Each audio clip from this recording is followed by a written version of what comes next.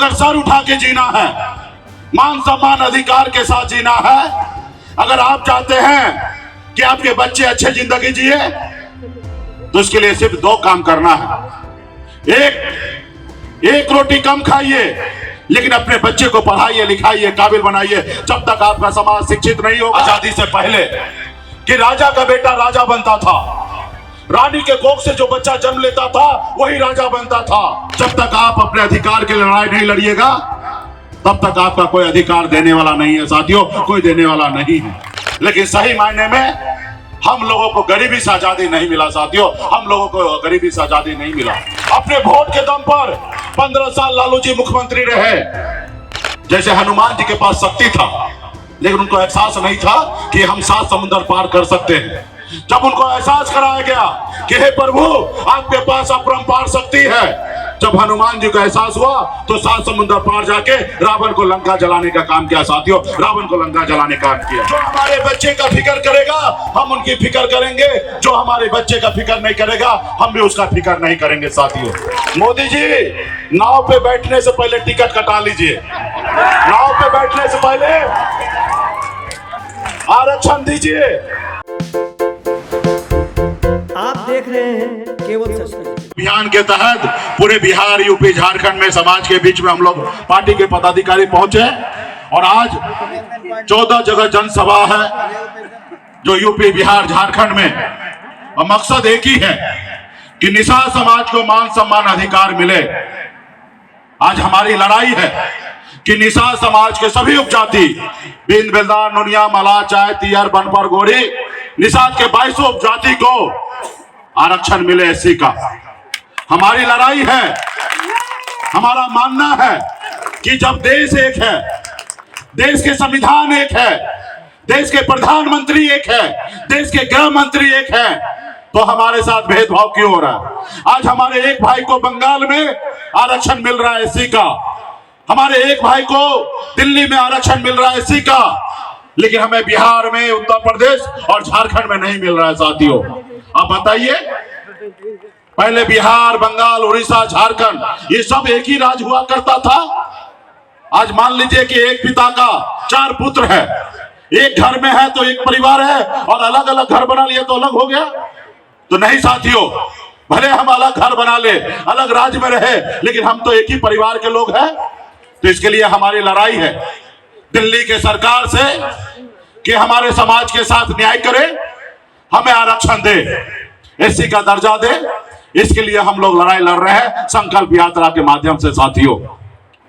इस आजाद भारत में अगर सर उठा के जीना है, मान सम्मान अधिकार के साथ जीना है, अगर आप चाहते हैं कि आपके बच्चे अच्छे जिंदगी जिए, तो इसके लिए सिर्फ 2 काम करना है। एक रोटी कम खाइए, लेकिन अपने बच्चे को पढ़ाइए, लिखाइए, काबिल बनाइए। जब तक आपका समाज शिक्षित नहीं होगा, तब तक आपका समाज आगे नहीं बढ़ेगा। इसलिए अपने बच्चे को पढ़ा लिखा के काबिल बनाइए। और दूसरा, अपने अधिकार के लिए संघर्ष कीजिए, अपने अधिकार के लिए लड़ाई लड़िए। जब तक आप अपने अधिकार के लिए लड़ाई नहीं लड़िएगा, तब तक आपका कोई अधिकार देने वाला नहीं है साथियों, कोई देने वाला नहीं है। इस देश को आजादी दिलाने के लिए भी हमारे पूर्वज ने 250 साल लड़ाई लड़ा अंग्रेज से। एक ही सपना था कि हम लड़ाई लड़ेंगे, हम देश को आजाद कराएंगे। हजारों लाखों की संख्या में हमारे पूर्वज शहीद हुआ, सिर्फ एक ही सोच से कि हम अपने देश को आजाद कराएंगे, ताकि हमारा आजाद भारत में हमारा आने वाला पीढ़ी सर उठा के जिए। लेकिन देश को तो आजादी मिला, लेकिन सही मायने में हम लोगों को गरीबी से आजादी नहीं मिला साथियों, हम लोगों को गरीबी से आजादी नहीं मिला। आजादी के बाद बाबा साहब भीमराव अंबेडकर ने आजादी के बाद एक संविधान बना के दिया, एक आपके पास ऐसी शक्ति पावर दिया, लेकिन उस पावर को आप नहीं पहचान पा रहे हैं, उस पावर को नहीं इस्तेमाल कर पा रहे हैं। पहले ऐसा हुआ करता था आजादी से पहले कि राजा का बेटा राजा बनता था, रानी के कोख से जो बच्चा जन्म लेता था वही राजा बनता था। लेकिन बाबा साहब ने कहा कि नहीं, ये लोकतंत्र है, और इस लोकतंत्र में आपको वोट गिराने का अधिकार दिया। और बाबा साहब ने कहा जब रानी के पेट से बच्चा पैदा होगा वो राजा नहीं बनेगा। अब इस देश का राजा वही बनेगा जिसके पास वोट होगा, वही राज का मुख्यमंत्री और देश का प्रधानमंत्री बनेगा। लेकिन आपने वो शक्ति को नहीं पहचाना, और जिन लोगों ने उस शक्ति को पहचाना, अपने वोट को, ताकत को समझा, उन्होंने अपने समाज का, अपने राज्य का भला किया। जैसे हमारे लालू प्रसाद यादव जी, मुलायम सिंह यादव जी, बहन मायावती जी, स्वर्गीय पासवान जी, ये लोग कोई अमीर घर में जन्म नहीं लिया, ये लोग भी गरीब घर में ही जन्म लिए, लेकिन संघर्ष किए, अपने वोट को, ताकत को समझे। जब लालू प्रसाद यादव जी दल बनाए तो उनके लोगों ने साथ दिया, और जब उनके लोगों ने साथ दिया तो दल को बल मिला, और जब दल को बल मिला तो समस्या का सारा हल हुआ साथियों, हल हुआ। अपने वोट के दम पर 15 साल लालू जी मुख्यमंत्री रहे, तो इसलिए साथियों वो पैसे के दम पे नहीं है, अपने वोट के दम पे रहा। वही वोट आपके पास है। जैसे हनुमान जी के पास शक्ति था, लेकिन उनको एहसास नहीं था कि हम 7 समुद्र पार कर सकते हैं। जब उनको एहसास कराया गया कि हे प्रभु आपके पास अपरंपार शक्ति है, जब हनुमान जी को एहसास हुआ तो 7 समुद्र पार जाके रावण को लंका जलाने का काम किया साथियों, रावण को लंका जलाने का काम किया। वही शक्ति, पावर आपके पास भी है। सिर्फ जरूरी है कि एक जगह, एक मंच पे खड़ा होने का, और जिस रोज एक मंच पे खड़ा हो जाइएगा तो पटना क्या, आप दिल्ली को कब्जा कर सकते हैं साथियों, दिल्ली को कब्जा कर सकते हैं। तो इसके लिए साथियों हमारा नारा है, आरक्षण नहीं तो गठबंधन नहीं, गठबंधन नहीं तो वोट नहीं, अब वोट नहीं तो दिल्ली का सरकार नहीं साथियों, दिल्ली का सरकार नहीं। जो हमारी सुनेगा हम उनकी सुनेंगे, जो हमारी नहीं सुनेगा हम उनकी नहीं सुनेंगे। जो हमारे बच्चे का फिक्र करेगा हम उनकी फिक्र करेंगे, जो हमारे बच्चे का फिक्र नहीं करेगा हम भी उसका फिक्र नहीं करेंगे साथियों। अभी 2024 का चुनाव है, मोदी जी को वोट चाहिए, प्रधानमंत्री उनको बनना है।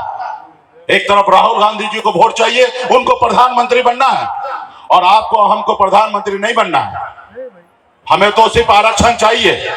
तो इसलिए साथियों मजबूती से हम लोग लड़ाई लड़ रहे हैं, और हम तो उस कुल खानदान के लोग हैं।